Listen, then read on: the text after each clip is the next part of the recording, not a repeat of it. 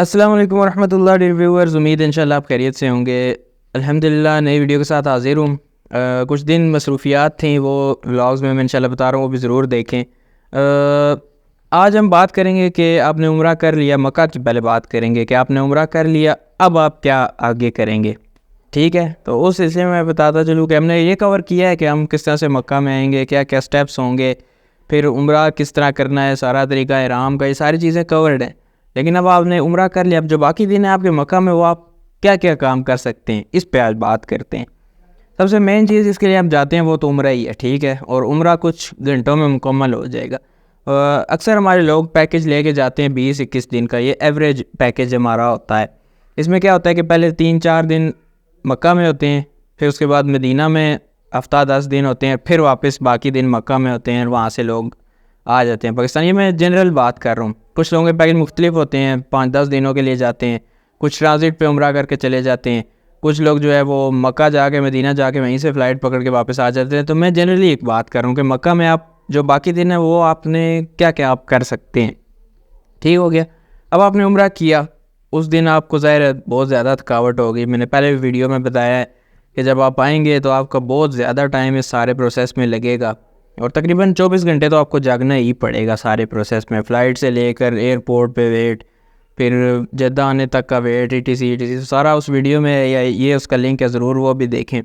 अब आप मक्का आ गए, आपने उम्रा किया, ठीक है। अब मेरा मशवरा ये है कि आप रेस्ट करें उस दिन, सेम दिन आप रेस्ट करें, ताकि आपकी टांगों को भी सुकून मिले। ज़ाहिर है आप पाकिस्तान में अगर प्रैक्टिस करके भी जाएंगे तो आप कितनी वॉक कर लेंगे, 5 किलोमीटर डेली पाकिस्तान में आप कर रहे होंगे, वहाँ पे आपको जाके पहले दिन ही 25 से 30 किलोमीटर चलना पड़ेगा। अगर तो बहुत आप हैवी प्रैक्टिस करते हैं फिर तो ठीक है, नहीं तो फिर आपको एकदम जब वो टांगों पे पड़ेगा तो फिर सूजन भी हो जाएगी, दर्द भी होगा। तो इस वजह से पहले दिन आप रेस्ट करें, फिर दूसरे दिन आपने जो भी करना है वो करें। दूसरे दिन आप क्या करें, नमाज़ों का जो आपने नहीं ज़ाया करनी, ठीक है। वो मैं पहले भी बता चुका हूँ, आप ज़ियारतें करें, जो मर्ज़ी करें, नमाज़ें आपने मस्जिद हरम में पढ़नी है, मक्का में है तो, और मस्जिद नबवी में पढ़नी है अगर मदीना में है तो। फिर वहाँ पे आप एक्सप्लोर करें हरम को, पूरे मस्जिद अल हरम को पूरा एक्सप्लोर करें। चलना तो आपको ज़ाहिर है पड़ेगा ही, क्योंकि वहाँ पे बाइक्स तो नहीं होते कि ये 2 कदम पे हमने जाना है तो बाइक निकाल के चलेंगे। वहाँ पे आप पैदल, जितना मर्ज़ी आपने दूर जाना है आप पैदल ही जाएंगे, या टैक्सी ऑप्शन है, टैक्सी महंगा है तो ज़्यादातर लोग पैदल ही प्रेफर करते हैं। तो हरम को एक्सप्लोर करें कि क्या सिस्टम है, वहाँ के जो वर्कर हैं वो पाकिस्तानी होते हैं मोस्टली, उनसे सलाम दुआ करें, वो आपको काफ़ी अच्छी बातें बताएंगे, हिस्ट्री बताएंगे, पहले क्या था अब क्या है, ठीक है। हो सकता है कोई आपको ऐसी चीज़ बता दे जो आपको ना बताओ। फिर ज़ियारतें मैंने बताया वो करें। एक और बात मैं बताते चलूँ, मस्जिद हरम में लाइब्रेरी है। जब आप ऊपर जाएंगे ना, ऊपर वाले फ्लोर पे, तो वहाँ पे एक साइड पे आप देखेंगे, कोने पे पिछली साइड पे, वहाँ पे लाइब्रेरी पे जाने का रास्ता है। तो वहाँ पे जाएं ज़रूर, लाइब्रेरी को एक्सप्लोर करें, वहाँ पे देखें सारा। फिर उसके बाद शॉपिंग वगैरह का सिस्टम आप देख लें, मॉल घूमें, क्लॉक टावर घूमें, ठीक हो गया। उसके बाद ज़ियारतें करनी है, ज़ियारतें करें, लेकिन ज़ियारतों की वजह से आपने अगेन नमाज़ें नहीं ज़ाया करनी। उसके बाद खानों का ऑप्शन देखें अपने, एक तो हरम आपने एक्सप्लोर की, दूसरा जिस जगह पे आपका होटल है उस जगह को आप एक्सप्लोर करें कि इसके साथ क्या क्या है, इसके पीछे कौन से होटल हैं, कौन सी दुकानें हैं, इसके आगे कौन से होटल हैं, कौन सी दुकानें हैं। नेक्स्ट टाइम में आया तो मैं इस साइड होटल लूँगा नहीं लूँगा, ये सारी चीज़ें ना इनको एक्सप्लोर करें। बेहतर ऑप्शन तो यही है कि आप ज़्यादा से ज़्यादा टाइम मस्जिद अल हरम में ही स्पेंड करें। जिस तरह रूटीन, मैं अपनी रूटीन आपके साथ शेयर करता हूँ, मैं क्या फ़ॉलो करता था। वहाँ पे फजर के टाइम उठे, फजर की नमाज़ पढ़ी और वापस होटल में आ गए, दोबारा से नींद की, क्योंकि रात को हद मार के भी है 10-11 तो बज ही जाते हैं, और फिर फजर के टाइम उठो तो नींद सही से हमारी पूरी नहीं होती। तो फजर के बाद वापस आके आप सो जाएं। 10-11 बजे मेरी आंख खुलती थी, फिर मैं उठ के हरम चला जाता था, फिर ज़ोर की नमाज़ पढ़ी, वहाँ से निकला, खाना खाया। अक्सर मैं क्लॉक टावर में ही खा लेता था, वहाँ पे भी ऊपर पाकिस्तानी काफ़ी अच्छे सारे हैं।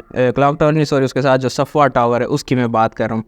फिर क्लॉक टावर में आपने मैकडोनल्ड वगैरह खाना है, उधर आप जा सकते हैं। उसके साथ मक्का टावर है, तो खाने के हरम के सामने भी बहुत ज़्यादा ऑप्शन है। थोड़ा सा रेट का ये है कि ज़्यादा होगा, लेकिन ऑप्शंस अच्छे मिल जाते हैं। फिर उसके बाद ज़ोर के बाद ये खाना पीना हो गया, फिर असर का टाइम आ जाता था, असर की नमाज़ पढ़ी, और उसके बाद कुरान पढ़ लिया, नवाफिल पढ़ लिया, क्योंकि असर और मगरिब में इतना टाइम होता ही नहीं है। तो वो मैं कोशिश करता था कि अंदर हरम में ही रहूँ, क्योंकि मगरिब की नमाज़ में वहाँ पे बहुत ज़्यादा रश हो जाती है और अगर आप थोड़ा सा भी लेट हो जाए तो फिर आपको अंदर नहीं जगह मिलेगी, बाहर आपको नमाज़ पढ़नी पड़ेगी। फिर इस तरह से मगरिब की नमाज़ पढ़ी और फिर जो है रात का खाना खाया, इशा की पढ़ी और वापस होटल आ गए। ये रूटीन होती थी। फिर जो ज़ियारतें मैंने की वो मैं करता था ज़ोर से पहले वाले टाइम में, जब मैंने बताया ना कि आँख खुली 10-11 बजे, तो वो मैं सोता नहीं था, सोने की जगह जाके ज़ियारतें कर लीं। इस तरह से मैंने टाइम गुजारा। ज़्यादातर मैक्सिमम मेरा टाइम मस्जिद हरम में गुजरता था। कभी कुरान पढ़ लिया, नवाफिल पढ़ लिए, या वैसे ही बैठा रहा, या कभी कभी मस्जिद हरम में ही सो जाता था। लेकिन ये भी याद रखें कि आपकी वजह से किसी दूसरे को तकलीफ़ भी ना हो, ठीक है। उसके अलावा आपने शॉपिंग मॉल देखने हैं, वो ज़रूर देखें। कोई चीज़ आपको पसंद आती है ले लें। अगेन आपके बजट पर डिपेंड करता है कि आप किस तरह से और कितना ख़र्च करना चाह रहे हैं। तो ये एक आइडिया है मेरा। मैंने अपनी रूटीन भी शेयर की कि मक्का में आप, ज़ाहिर है क्वेश्चन होगा कि मैं उम्रा तो कर लूँगा, फिर मैं उसके बाद वाले दिनों में क्या क्या करूँगा। तो मैंने आपको बता दिया, ये आपके पास ऑप्शन होंगे, आप इस तरह से इसको मैनेज कर सकते हैं। तो आज के लिए इतना ही है। बाकी उम्रा सीरीज़ वाली वीडियोस भी ज़रूर देखें। मिलते हैं नेक्स्ट वीडियो में। अल्लाह हाफिज़।